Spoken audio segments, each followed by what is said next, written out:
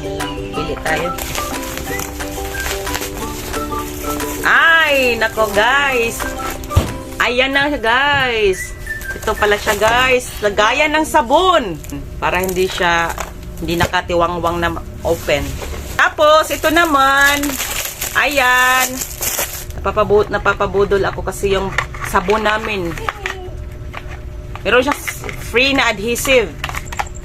Ganyan. Yan. Sabon. Dito mo ilagay. Yan. Lakas minimalist. Tapos ito naman, dalawa. I-assemble natin siya guys. Yan, i-assemble natin. Pakita natin paano siya idikit. Mura lang to siya guys. Murang-mura. Hindi siya manipis, makapal, matibay. Oh, maganda yung pagkaano, hindi siya basta-basta nababali. Matigas din siya guys, na plastic. Sabitan ng mga susi. Ganda siya, sabitan ng susi, kung ano-ano mga anik-anik na isabit natin para organize, hindi magkalat. Nandito na po tayo mga friendships sa loob ng aming CR.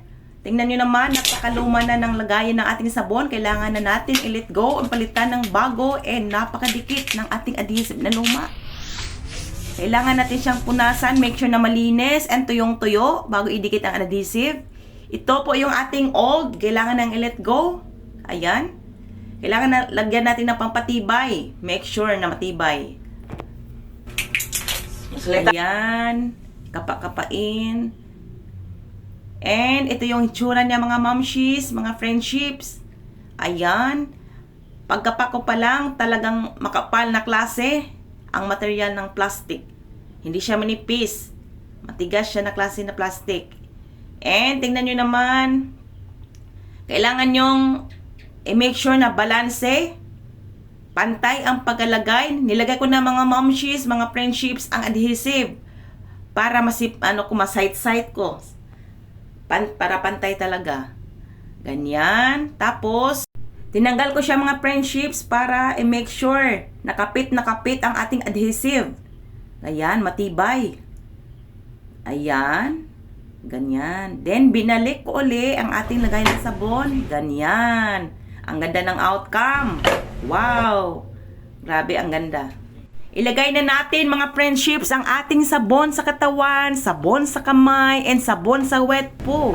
As you can see, napakaganda ng outcome. Ang ganda naman, maaliwalas.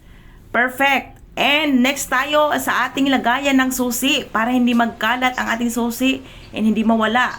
Ito naman ay napaka gandang klase na quality. Matigas siya na kasing plastic. Na kanyang adhesive ay super dikit.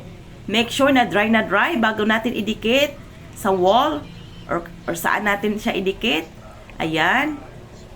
I-push.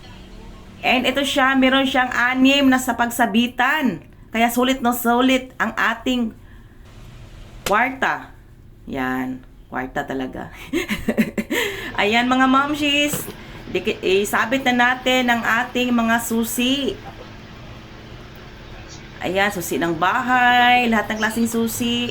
Aside sa susi, pwede ito pagsabitan ng mga natin, ibang anik-anik. Ayan, salamat sa panonood.